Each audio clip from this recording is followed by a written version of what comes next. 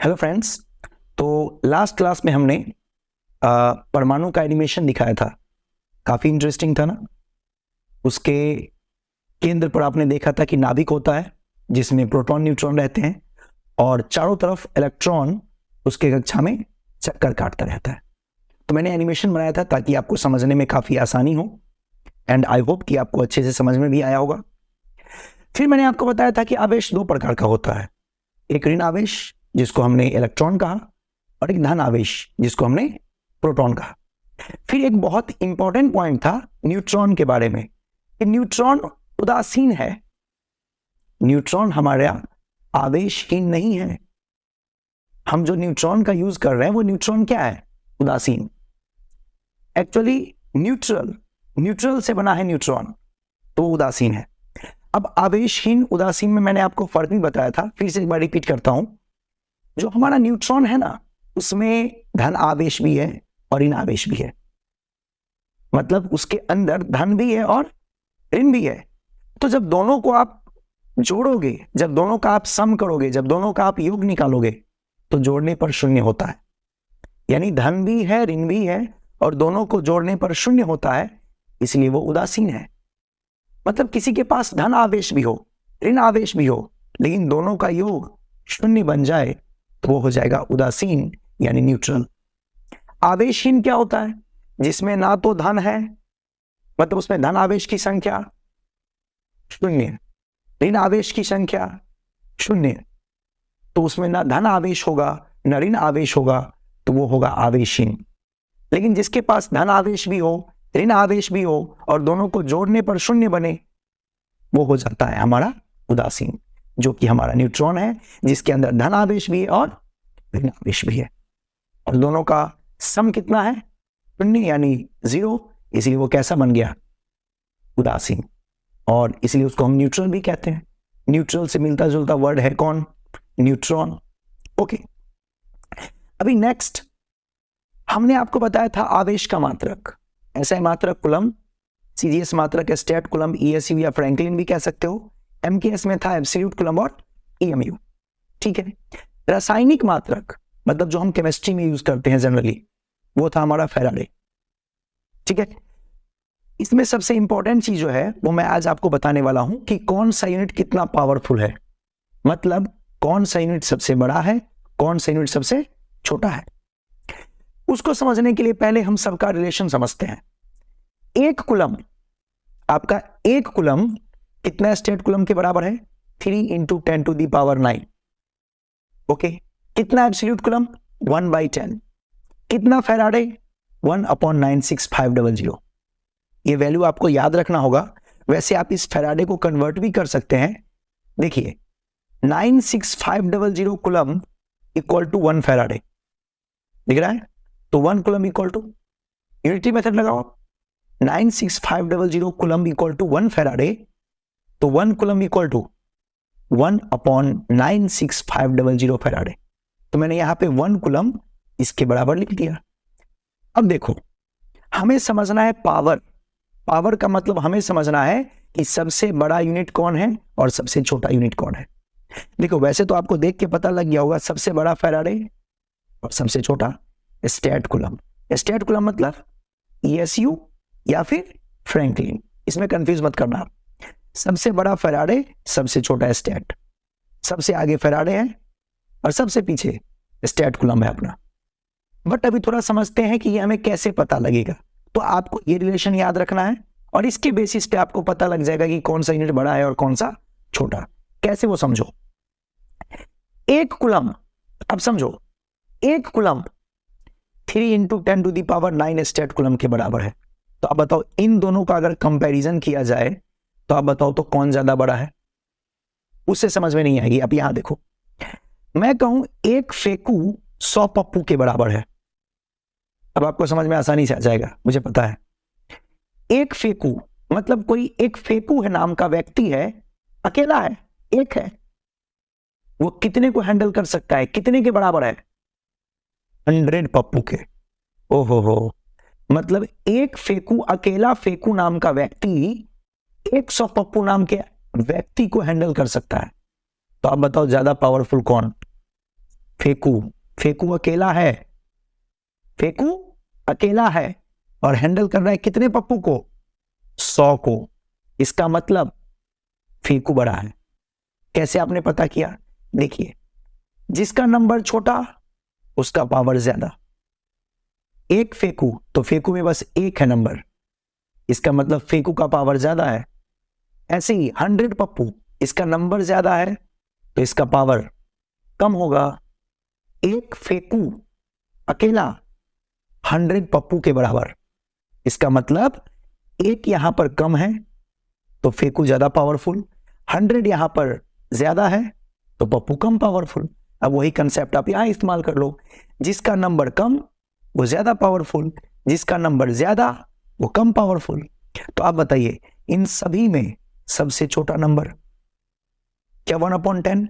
उससे भी छोटा है 1/96500, यानी सबसे ज्यादा पावरफुल फैराडे, मतलब सबसे बड़ा मात्रक आवेश का फैराडे।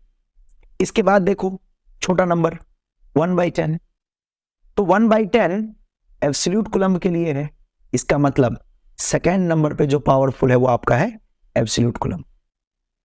इसके हिसाब से अगर आप देखो तो सेकेंड नंबर पे हमारा कौन आ रहा है? Absolute coulomb. उसी तरीके से अगर आपको बोला थर्ड नंबर पे इसमें, तो आप बताओ यहां पर कौन है? 1 कूलम्ब। अब देखो स्टैट कूलम्ब का नंबर बहुत बड़ा है तो 1 कूलम्ब उससे छोटा है, तो 1 कूलम्ब यानी कूलम्ब आ गया थर्ड नंबर पे। और लास्ट में कौन आया? स्टैट कूलम्ब, उसका नंबर सबसे बड़ा है इसलिए उसका यूनिट का पावर सबसे कम होगा। मतलब इनमें अगर कंपैरिजन किया जाए तो सबसे ज्यादा पावरफुल यूनिट कौन? फैराडे। सबसे कम पावरफुल यूनिट कौन? स्टैट कूलम्ब, क्योंकि सबसे छोटा नंबर फैराडे के पास था और सबसे बड़ा नंबर स्टैट कूलम्ब के पास है। तो इस आधार पे हम बताते हैं कि कौन सा यूनिट सबसे बड़ा है और कौन सा यूनिट सबसे छोटा है। यानी largest unit Faraday, smallest unit stat coulomb कह लो या फ्रैंकलिन कह लो या ईएसयू कह लो। डन? ओके, चलिए फिर नेक्स्ट टॉपिक को कवर करते हैं। अगला भी बहुत बेसिक चीज बता रहा हूं। एक्चुअली में मुझे बताना था आवेश का मात्रक और विमा, बट कुछ बच्चों को पहले से मात्रक विमा पता होगा, कुछ बच्चों को पहले से नहीं पता होगा, इसलिए मैं थोड़ा सा डिटेल में आपको बता देता हूं। फिजिक्स में आपको सबसे ज्यादा इंपॉर्टेंट एसआई मात्रक होता है, तो मैं एसआई मात्रक पे ही चर्चा करूंगा, है ना। बाकी आपने 11th क्लास में भी पढ़ा होगा यूनिट एंड डायमेंशन, तो वहां पे भी आपने बहुत सारा चीज पढ़ा होगा, बट अभी आपको ध्यान देना है जो मुझे समझाना है उस पॉइंट पे।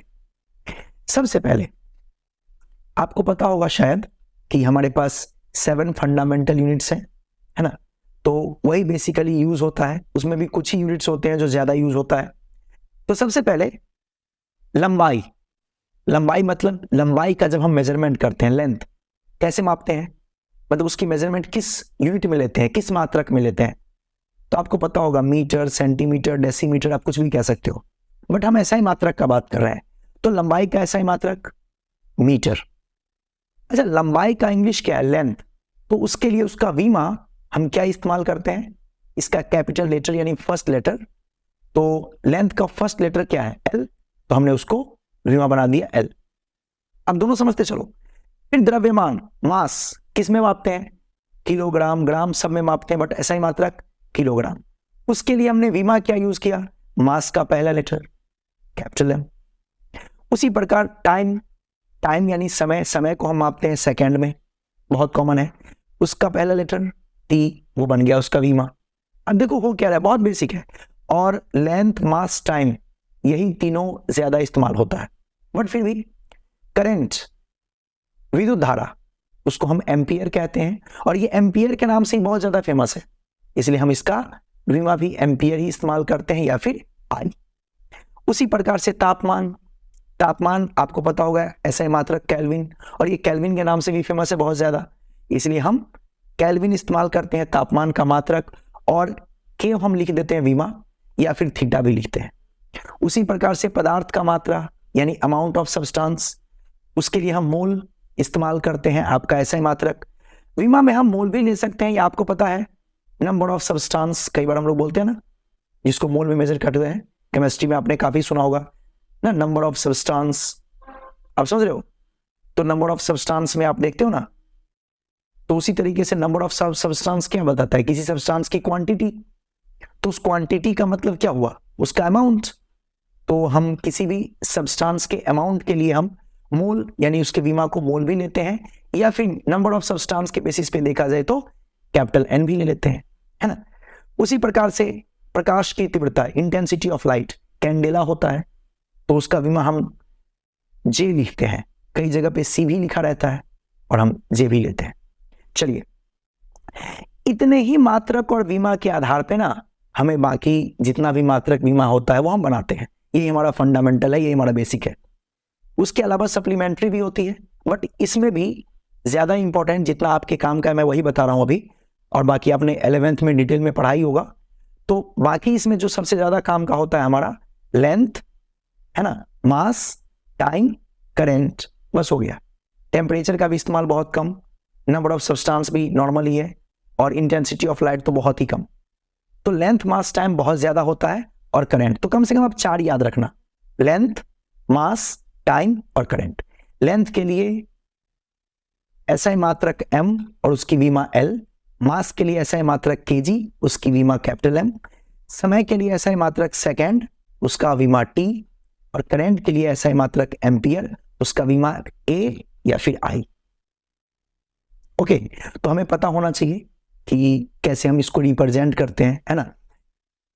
तो यहां पर हम आपको बताएं, एक दो बेसिक चीजें और बता रहा हूं, क्योंकि आपके जो 12 का सिलेबस उसमें ये काफी यूज होता है, बहुत ज्यादा। तो इसलिए मैं थोड़ा सा एक दो और यूनिट और डायमेंशन है उसको मैं डिस्क्राइब कर देता हूं। जैसे बल, जिसको आप फोर्स कहते हो, आपको पता होगा फोर्स होता है मास इंटू एक्सेलरेशन। मास मतलब द्रव्यमान, एक्सेलरेशन मतलब त्वरण। तो आप मुझे बताओ, बल का मात्रक न्यूटन तो आप सब जानते हो, यस। उसका विमा आप याद कर लोगे, ये आपने पहले बनाया होगा, बट अभी आपको याद रखना पड़ेगा। यहाँ पे इस स्टेज पे आप याद रखो ताकि आपसे क्वेश्चन आसानी से बन जाए। तो न्यूटन होता है बल का मात्रक, और विमा क्या होता है? mlt-2। विमा क्या है? याद कीजिए आप मेरे साथ, mlt-2, ml(t⁻²). ओके, उसी प्रकार से कोई पूछे आपसे एनर्जी, ऊर्जा, ऊर्जा क्या होता है? ऊर्जा कार्य होता है ना, और कार्य होता है बल गुणे विस्थापन into cos theta, F cos theta. बल के लिए न्यूटन, यस, विस्थापन के लिए मीटर, और कॉस थीटा का तो कोई मात्रक है ही नहीं। तो बल का न्यूटन, विस्थापन का मीटर, न्यूटन मीटर। और आप जानते हो ऊर्जा का मात्रक हम जूल जानते हैं, तो न्यूटन मीटर ही किसके नाम से फेमस है? जूल। इसका विमा क्या होगा? न्यूटन का अभी आपने पढ़ा था mlt-2, और मीटर का आपको बताया हूं, मीटर मतलब लेंथ, लेंथ मतलब L। यानी न्यूटन में एक मीटर मल्टीप्लाई कर दो, यानी न्यूटन का था mlt-2, उसमें एक मीटर यानी L मल्टीप्लाई कर दो, तो क्या बन जाएगा? mlt-2, और उसमें एक और L से मल्टीप्लाई होगा, तो ml²t-2। आई होप आप समझ रहे हो। मैं इतना मान के चल रहा हूं कि मात्रक विमा का आपको थोड़ा बहुत नॉलेज है। तो न्यूटन का mlt-2, उसमें आपने मीटर, मीटर मतलब L, तो L आपने जब मल्टीप्लाई किया तो यहां पर एक L पहले से था, और एक L आपने मल्टीप्लाई किया, तो यहां पे आपके पास हो गया ml⁻², t⁻²। तो ml²t-2, ऐसे हम याद रख लेंगे। तो ये दोनों बहुत बेसिक है, 12 में काफी इस्तेमाल होगा, इसलिए मैं थोड़ा सा डिस्क्राइब किया हूं। चलिए, हमें वैसे क्या पढ़ना था? हमें वैसे पढ़ना था आवेश का मात्रक और उसकी विमा। तो हम आवेश का मात्रक और विमा देखते हैं। हम जानते हैं आवेश का सूत्र होता है Q = IT।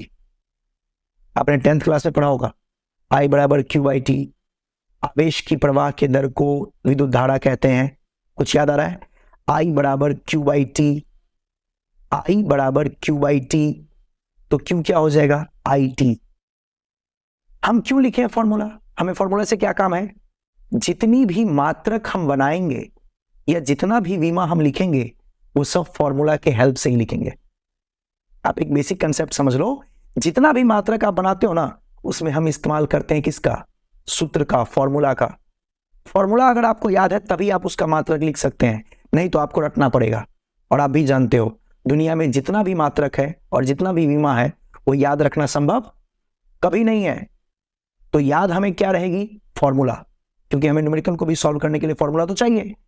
तो फॉर्मूला आपको याद रहेगा, और फॉर्मूला जब आपको याद रहेगा तो उसी से हम मात्रक बनाएंगे, उसी से हम विमा बनाएंगे। चलिए देखते हैं अभी। Q बराबर आई टी, ठीक है। तो हमें आवेश का मात्रक और विमा चाहिए।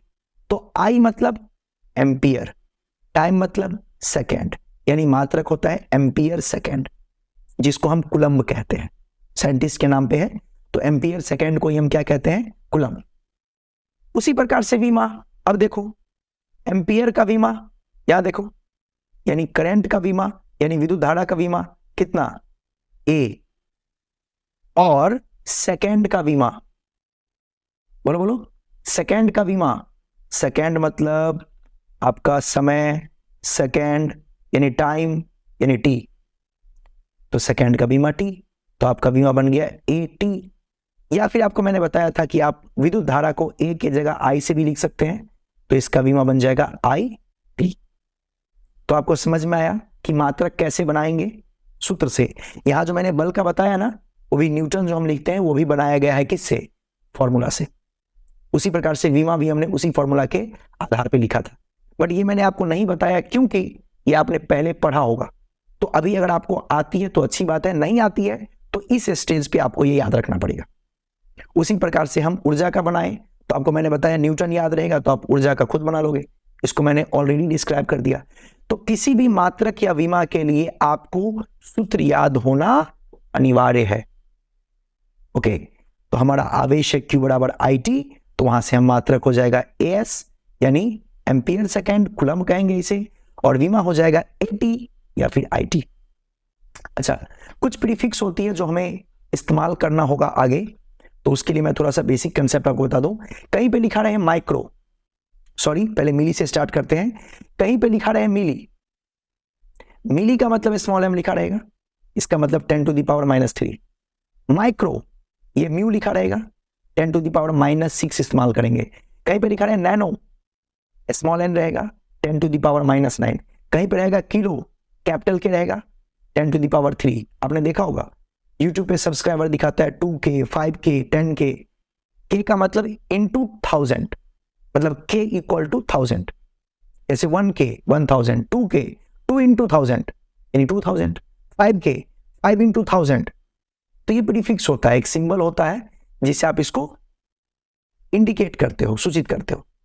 तो जो हमारा किलो है वो कैपिटल के है, जिसका मतलब होता है 1000, 10 to the power 3। और ऐसे ही मेगा, ऐसे बहुत सारे होते हैं, बट काम का हमारा इतना है जो हमें याद रखना चाहिए। मेगा, मेगा होता है कैपिटल M, जिसका मतलब होता है 10 to the power 6। तो ये सारी चीज आपको याद होनी चाहिए। बाकी अगली क्लास में